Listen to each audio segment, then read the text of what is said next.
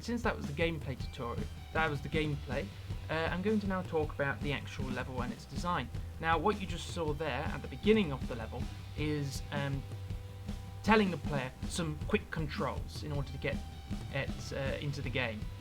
So, like, you could get the controls by just experimenting, but telling the player up front, right, these are the controls, get on and play the game, is a lot better for a tutorial than something long and wound out. So, for example, if they wanted to know or relearn it, the starting screen starts off with pause is escape. So when you hit escape, you get the controls here, which tell you everything that you were told at the beginning. So shift's the air brake, pause is the escape, and then forwards, backwards, left turn and right turn.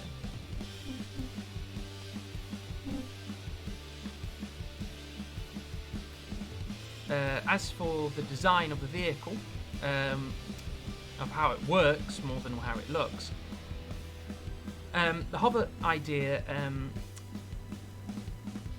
is basically there in order to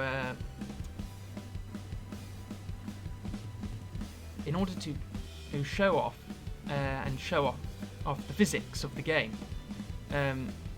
because a regular car would not act how this car does. This car tends to drift and slide across the environment, unlike a regular vehicle. So it creates makes it feel more fast and a lot more wild than a regular racing game, which I think it would make it, and has made it, more enjoyable for the player, as shown through testing. However, it has led to some major issues. For example, the vehicle reacts very strongly to sudden inclines. So, for example, a curb or a ledge of a reasonable height, or stones and rocks, leading to it flipping and going out of control completely. This was told to me through the feedback during the testing that happened back in December, which I immediately took to heart and quickly fixed by adding a height limiter to the actual vehicle in order to prevent the vehicle from completely flipping. Another thing I got from testing was that the environments weren't varied enough, according to some of the people who played. So I decided to make the scenery more vibrant in some of the more sparser areas. For example, the meadow here, though it looks quite sparse, as you're going through it, it feels really good because you're going at a very high speed. But with some of the corners of the map, it was quite lackluster. There wasn't really that much there. There was wide open spaces and a couple of trees and nothing else. So I've added defining features into each of the four corners of the map. For example, this corner here is defined by its cobblestone fences. That corner over there is defined by the hills and the rough valley terrain. And the other two corners are defined by the large lake and the dense forests. It's with the dense lake being over to the left and the forest being over to the right, but we'll have a look at those later in a sec. As it stands, the waypoints are designed to guide the player exactly where to go and to act as breadcrumbs and landmarks. Now, why do I say breadcrumbs? Well, because I have also used them during the race. So let's go and have a go at this challenge race, which is shown very clearly by the billboards that's going across. Each race has these billboards, and it tells you exactly what race you're getting into, informing the player exactly what type of race they should be prepared for, and if they don't know what it means, it makes them more curious as to what it actually entitles. So let's go into the challenge race. Now, immediately the HUD is telling us our best time, which is currently 0 because we haven't got a best time on this track, event, and the gold time we've got to beat. So here I said about the breadcrumbs. The checkpoints have the waypoints on them.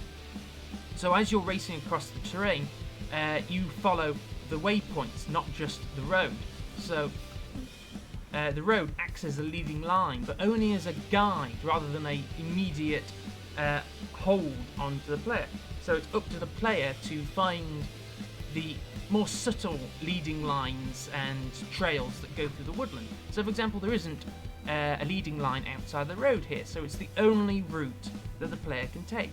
But once you get around the corner and past this checkpoint here through this dense woodland, you start noticing it gets a bit more sparse off to the left. So the player might realise, oh yeah, I can now go across a straight line rather than just the road, because there's now lines. Because now the trees act as a leading line as well as the road, giving the player multiple leading lines in order to follow.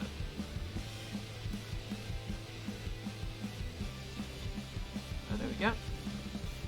Now here, because there's no leading lines on the lake, I have to use breadcrumbs through the waypoints as the only form of navigation.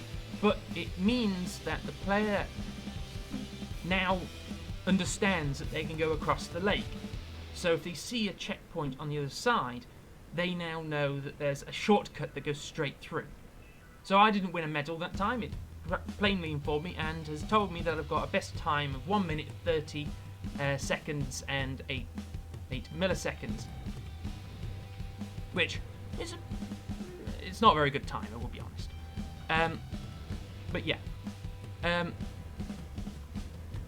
Next up we have the speed attack. Now speed attack is the more unique game mode of the three, other than time trial and challenge mode, which I just showed, the challenge mode. And time trial is just that. You set your best time and you try and beat it. They all have that basic system, but with speed attack you have to stay above 100 kilometers per hour, or whatever you set in the project. Now this looks very simple on the surface, because 100 kilometers, your top speeds are at 150. But as players start playing, you start to realise it's actually a lot harder. So it's a very good game mode to have, because it challenges the player's expectations of how difficult it's going to be. So they'll think, oh yeah, it's going to be easy, it's going to be a walk in the park. But as the terrain on this particular event starts getting more hilly and a lot more dense, so like in these highland bits over here, it starts becoming more and more difficult in order to keep up above 100 kilometers per hour, because the corners start getting tighter and the obstacles start becoming more frequent. So there we go, I've now stopped and the time has been recorded, and it now informs me I can try again and try and beat that score, providing feedback to the player. As for the general road layout, the road layout is designed very much like the landmarks on the map. It's designed for each area that it's in. So for example, the Highland bit doesn't have any curbs on it, reflecting it's more like a lane than a road. The main road has sides on it, showing it's more built up, but also acting as more of a leading line for new players. So new players will follow the roads and will guide themselves around the map. And because the roads loop around the map, it shows off all of the map, even if you're just following the roads. There's no areas that you can't access without there being... there's no area that you can't access either on or off-road. So the player can literally go anywhere, whether they decide to go off-road or stay on-road.